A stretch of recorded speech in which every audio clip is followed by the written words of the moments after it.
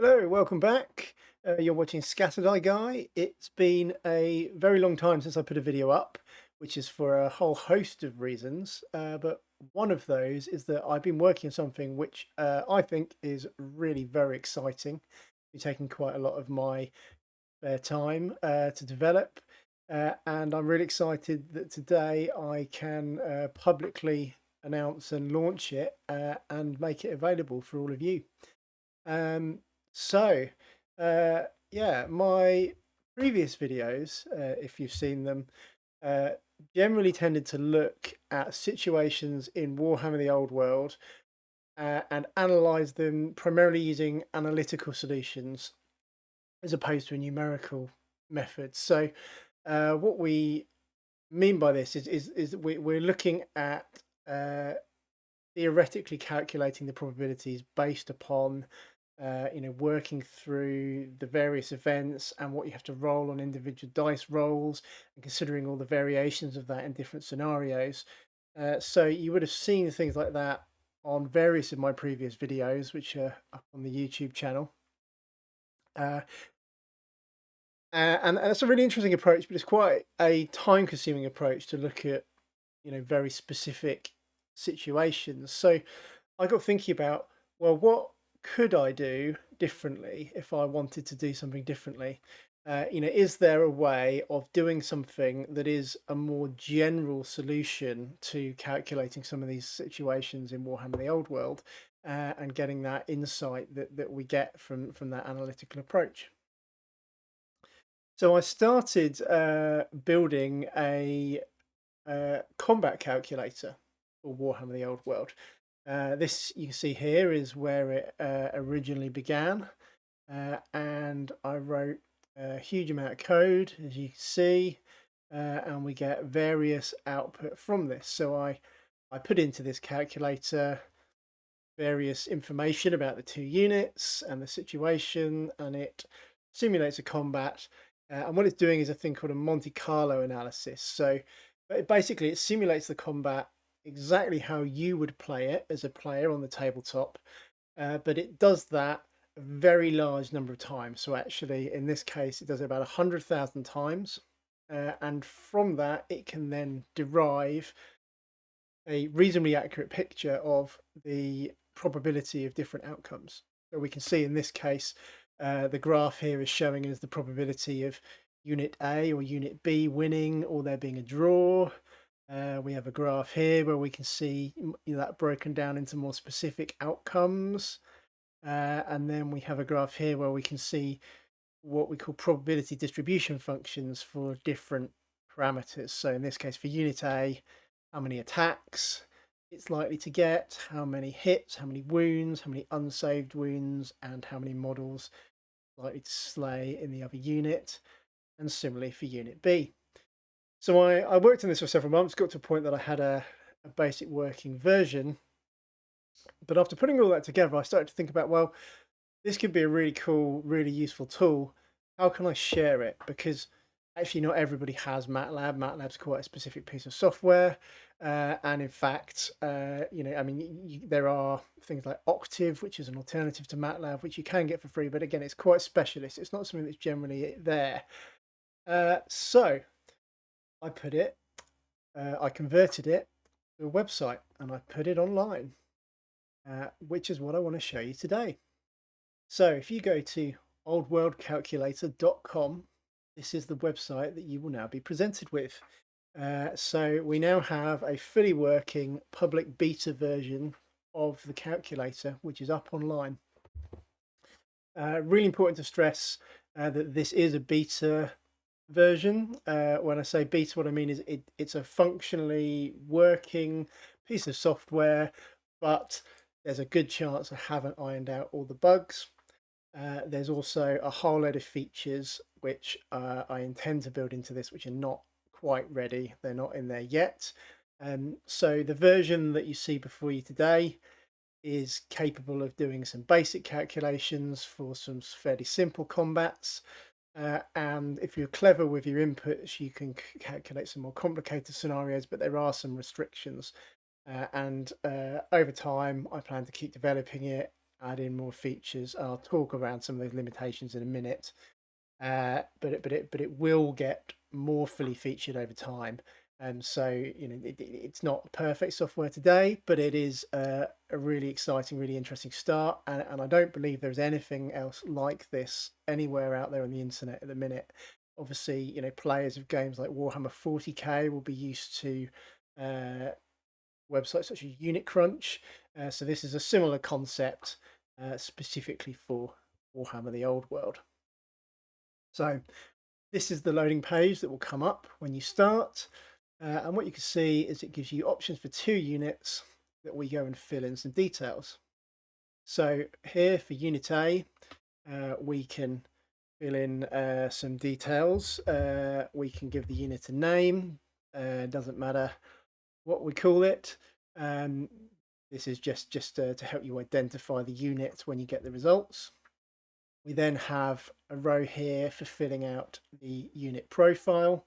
When you load up the page, this will be preloaded with a basic profile, which is the sort of standard baseline profile in Warhammer the Old World. So, if you were sort of a standard human soldier, then this is the profile that the unit would have. But you can obviously modify it.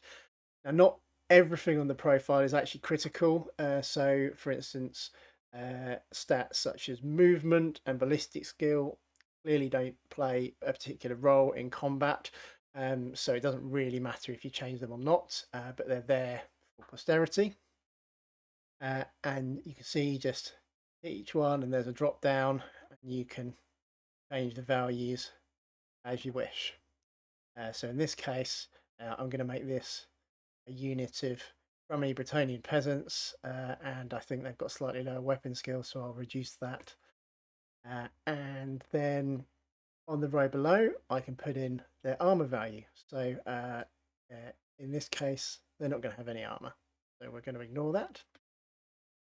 The row below that, we then fill in some details about the unit. So the unit size, my unit of peasants is going to be a total of 18 models, and they're going to be in ranks of 6, so there'll be 3 ranks of 6 for 18 models.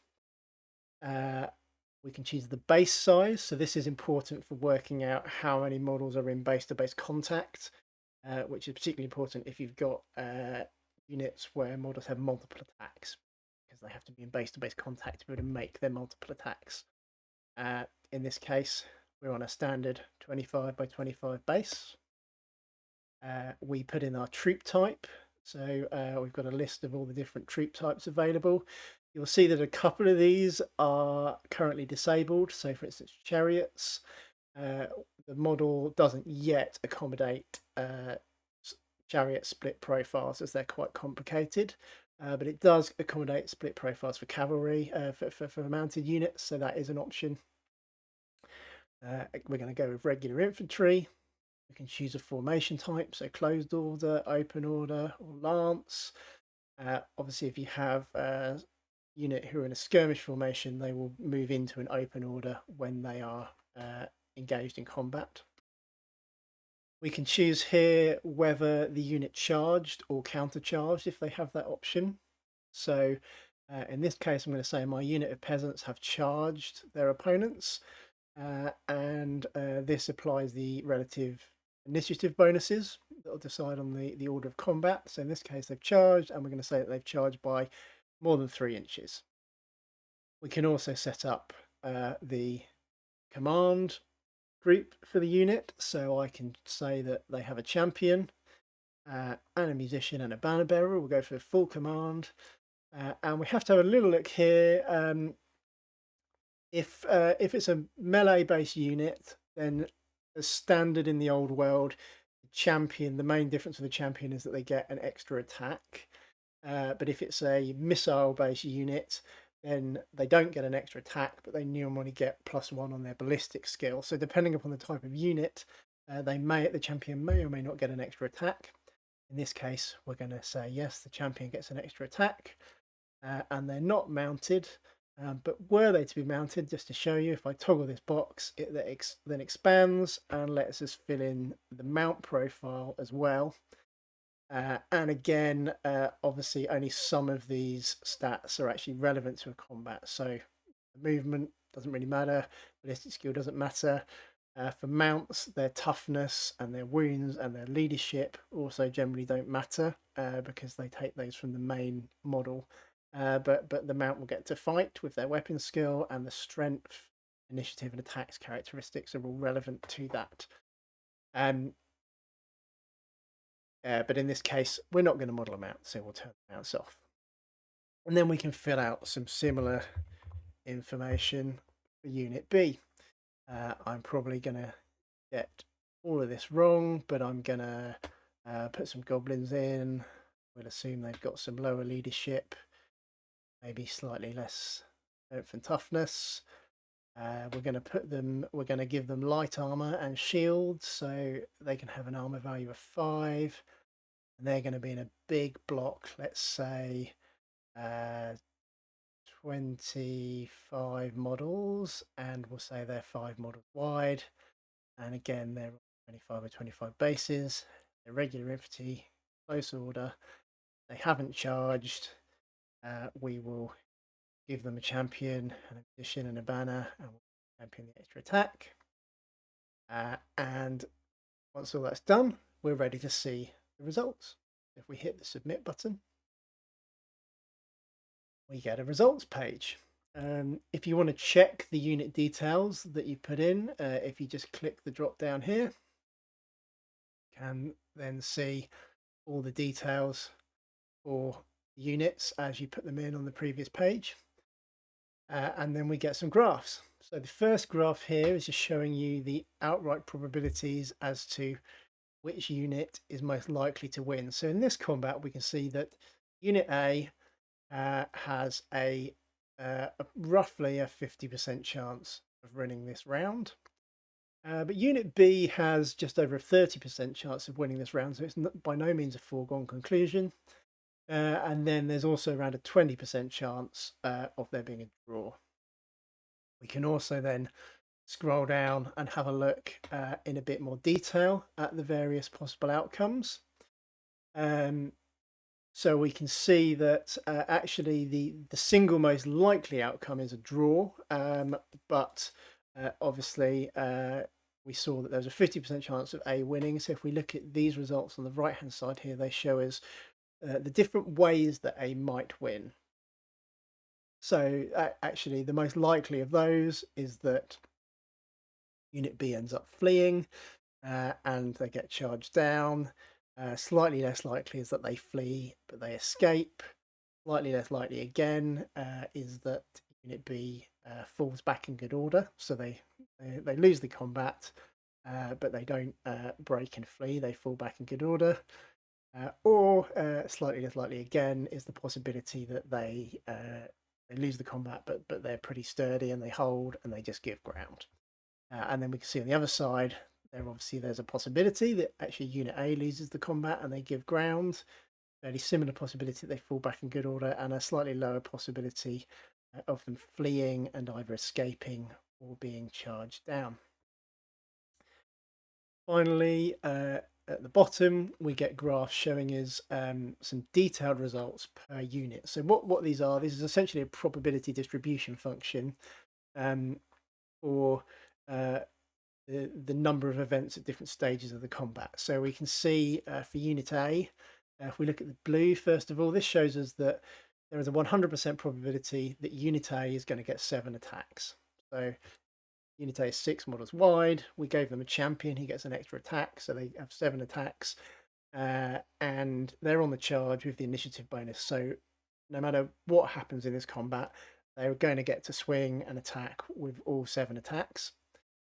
Then we can see in the pink bars here the probability of scoring various numbers of hits. So they could possibly score all 7 hits, but it's quite a low probability.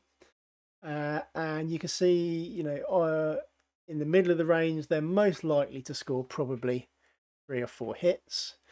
And then this function will shift to the left as we move through the combat. So once they've scored, potentially 3 or 4 hits, they are most likely to score probably around 2 wounds.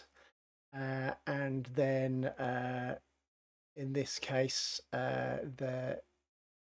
there's a relatively low chance of them getting saved.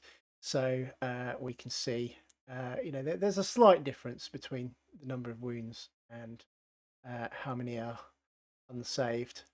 So some of those will end up shifting down this way. So, for unsaved wounds, actually the most likely outcome is 1. So they're very likely to score 2 wounds.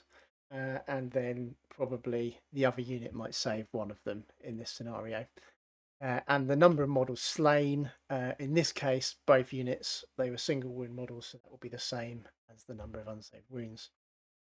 Then if we look at Unit B, you can see here Unit B is striking second, which means that they may not get their full complement of attacks.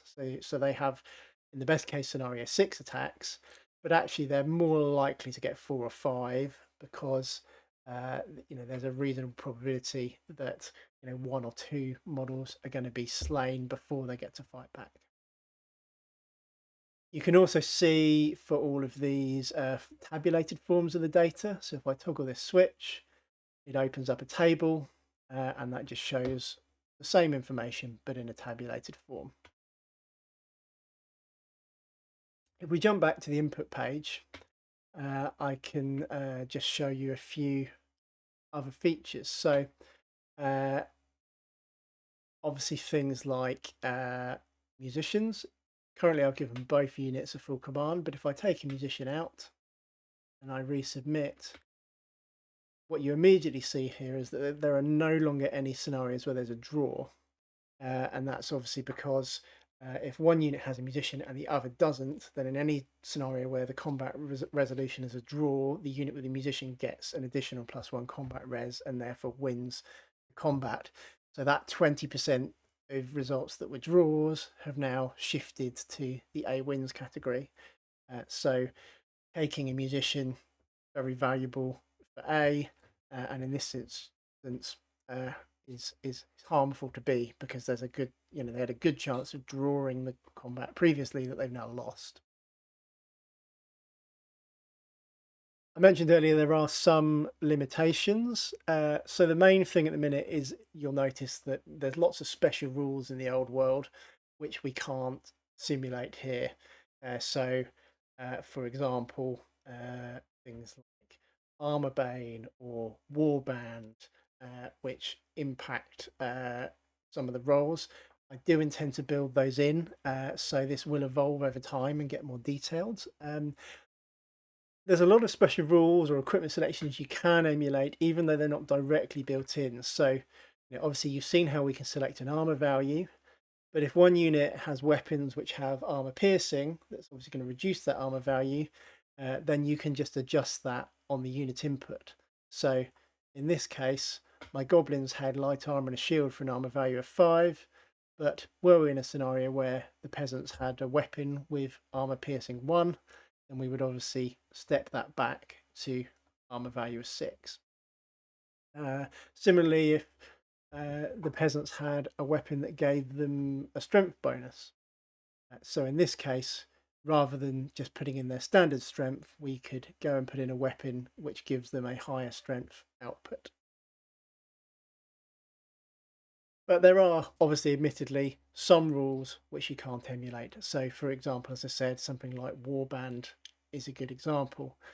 If in this situation, if the goblins had Warband, it doesn't mean the calculator is not useful. It just means that we maybe have to have a little bit of think about interpreting the data and understand where it's not completely accurate. So, for example, the main thing something like Warband's going to do, it gives leadership bonus, I think, off the top of my head, based upon the ranks. So in that case, what would happen would be they are probably more likely to fall back in good order rather than flees and escapes. But it doesn't change sort of some of the other parameters. So, it still doesn't change the fact that A is most likely to win. So it's still useful, but with some limitations. Final feature I want to show you is this little toggle down here called Diagnostic mode. So as I said at the start, this is a beta release, and it may still have some bugs. And that being the case, we need a way to be able to report bugs and help identify them, which obviously won't be very obvious all the time in the graphical output. So what we can do in diagnostic mode, we run diagnostic mode rather than running the big simulation. And when it runs the big simulation, what it does is it simulates the combat 100,000 times to deduce that statistical information. If we run diagnostic mode, it will run just one simulation of the combat, and it gives us a detailed step-by-step output, as we can see here. So again, we can see the unit details at the top, expandable, and then as we work down the page, we can see it talks through the steps, and you can follow this through just as if you were playing it on the table. So it starts by working out the to hit and to wound rolls for each unit. It works out the frontage of the units, which it uses to calculate how many models are in base-to-base contact, and then it tells us how many in base-to-base contact. It applies initiative bonuses, and then it cycles through the units in initiative order and applies the combat. So we can see here we have combat at initiative 6, which is the initiative of the peasants of 3 plus their charge bonus of 3. And we can see them making their 7 attacks. It tells us how those attacks are broken down. And then we can see it actually rolls some virtual dice to predict the result. It works out how many hits, does the same for wounds, does the same for the armor save, tells us how many wounds have been made after the armor save, and therefore how many models are removed at this stage in combat. We then move to the next initiative step. So at this time it's initiative 3 for the goblins, and they get to make 4 attacks.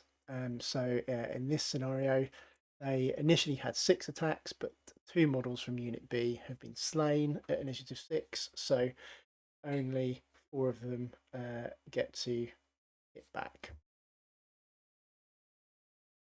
It then works through the combat again, and then we work out combat resolution at the end. So we can see combat resolution from wounds from each unit, and then it will apply combat resolution bonuses due to things like rank bonus, having a banner, etc. It will also check things like the unit strength. So if one unit is reduced to less than half the unit strength of the other, they can't fall back in good order. So it will make sure that that's applied.